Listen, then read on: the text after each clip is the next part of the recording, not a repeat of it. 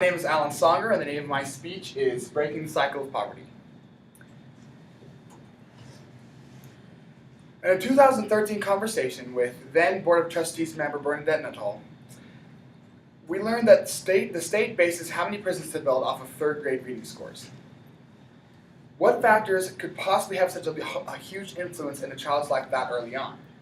We researched that question thoroughly. And what we found there were many different factors. The main contributing one was the mindset of the students. They were not engaged in their studies, and they simply didn't care to be. The realization that a child's future could be decided so early as third grade led me to join the education team, where I have since co-founded and run the Design for Change program here in Dallas, which is designed to empower kids and to change their viewpoints and their lives. Design for Change empowers students in South Dallas and effectively combats the cycle of poverty they are born into. First, I will show why a lack of motivation and confidence is a significant issue. Then, I will explain in further detail the harmful effect that this has on the students, as well as the barriers that stand between them and a successful life. Finally, I will show that Design for Change is an excellent solution to this problem and discuss what we are currently doing to make the program successful. The overall picture of education in urban, poverty-stricken areas is one that is often rather bleak. The results of a study done by Cynthia Esposito in 1999 indicate that overall school climate and teacher-student engagement significantly predicts school adjustment. David L. Clark's 1980 article, Factors Associated with Success in Urban Elementary Schools, states that education literature has described the urban public school in center city locations as low in student achievement, lacking in parental involvement and interest, and plagued by low teacher morale. Children are the future. Isn't that something we hear hundreds of times in our lifetime?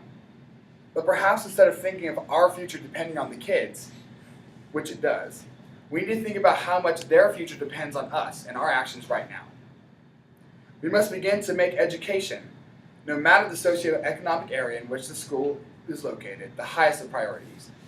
In a 2014 interview we conducted with Dallas Mayor's Chief of Staff, Adam Magoo, we learned that Mayor Rawlings has made it a point to focus on both poverty and education with his Grow South Dallas campaign.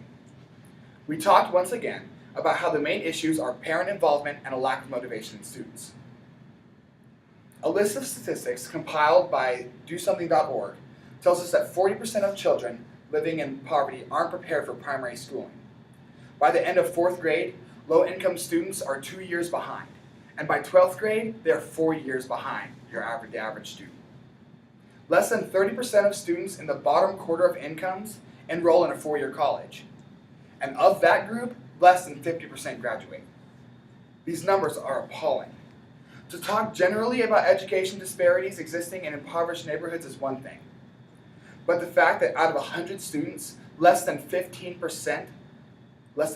of them will graduate with a college degree is simply unacceptable. 75 of those 100 kids will grow up with no chance of a better life, with no means to help themselves and eventually their families. 75 more human beings who maintain the status quo and become the self-fulfilling prophecy of what poverty is supposed to be. This is due mainly to the fact that a majority of these low-income students do not think they can go to college. Their parents didn't earn a college degree, their older siblings aren't earning a college degree. It is a social norm for them to have only a high school education, in which they are 4 years behind, by the way. In a tear-filled 2013 interview with J.P. Stark's principal, Lynette Howard, we learned that a lack of parent involvement, the transient nature of student body, and an overall lack of interest are crushing these children's dreams. We realized that with the principals like Mrs. Howard leading the schools, it is not the teacher's lack of passion, but the impoverished community in which that school resides that it has a negative effect on the students. The teachers are simply helpless due to the often chaotic home lives that these children are coming from. The fact that their parents are poor means that the children are born into a cycle of poverty. They are unable to get a decent education, and therefore are unsuccessful in getting a decent job, which means their children are born into poverty, which completes the cycle. They have no aspirations, and therefore can go nowhere. We once asked some of our kids what they wanted to be when they grew up. We got answers like some wanted to be cashiers at Walmart, others said they wanted to sell drugs or they would just live off of Social Security like their parents. Principal Howard was right. These kids have lost the ability to dream. They have no idea what it means to be successful because they don't see or experience success. A 9-year-old should want to be an astronaut or a cowboy, not a clerk at 7-Eleven. We had a police officer come talk to a group of our kids that were working on a problem of violence in their communities. After he left, you wouldn't believe how many of them were talking about becoming a cop. All they need is a little push to know that they can do something. Design for Change can provide that push. Design for Change is a project-based learning program that takes kids through 4 different stages: feel, imagine, do, and share. First, we ask the kids to feel what's going on in their communities. We ask them what the problems are with the issues. Then we ask them to imagine a solution to that problem. Once they have come up with that, we guide them through implementing that project, although it is completely student-led. Heather Latimer specifically notes in her article, Project-Based Learning engages students in meaningful work. Students at High-Tech Middle engage in project-based learning.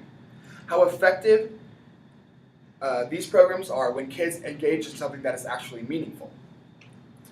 Studies such as Leslie Schuler's 2010 article about extracurricular activities and their effect on education have found that students who participate in more extracurricular activities have lower disciplinary problems, higher attendance, and higher graduation rates. It is extremely important that the students do the projects themselves. They need to identify the issues. They need to come up with solutions, and they need to implement their projects. For this program to be a success, the children need to realize that they are perfectly capable of accomplishing great things. This is what Design for Change is specifically made to do. It's to give the kids something to be excited about, something to call their own. We aim to show them, by helping them change their community, that they can also change their lives. The difference that these kids are making in their community is amazing. They're focusing on issues like safety, community coherence, violence, gang awareness, sexual violence, and school resources. The issues that these elementary kids are aware of is something that I struggle with every time they tell us a story about their daily lives. But what astounds me even more is the solutions that they have been able to come up with. One of our 4th grade groups is designing a website to raise awareness of sexual violence and to help prevent possible attacks. A group of 3rd graders are hosting a school-wide garage sale to raise money for security cameras that can face the park adjacent to their school so they can use it for after-school activities. Another 4th grade group is initiating a campus-wide monthly competition to see which class can pick up the most trash in an effort to keep their community clean. The final step in the DFC process is share. The students share their project with the other 12 groups that are involved in our 4 schools here in South Dallas. We will also be sharing their project videos with their communities and with the entire city. But in order to do that, we are currently in the process of planning a huge event on May 3rd called the Be the Change Celebration. It is just that, a celebration of everything that the kids have accomplished. We are hosting the 250 plus kids involved with the DFC Dallas, and as many members of the community and as many members of the community that can attend. We will announce the winners of the Dallas competition, as well as recognizing each group for the amazing work that they have accomplished. We hope to make this something that the kids never forget. We are currently fundraising to make this event a possibility. We are in need of around $6,000 in donations, and are asking that if you are able, that you help us give these kids the recognition that they deserve. In conclusion, Design for Change empowers students in South Dallas and effectively combats the cycle of poverty that they are born into. These children face overwhelming odds. Only 15% of them will end up with a proper education to become a fully functioning member of our society. Are you willing to accept that? We are not. Which is why we ask that you partner with us and with these kids in showing South Dallas that you don't have to look any farther than your next door neighbor in order to find solutions to your problems. All it takes is a little bit of empowerment. All it takes is a little bit of hope. Thank you.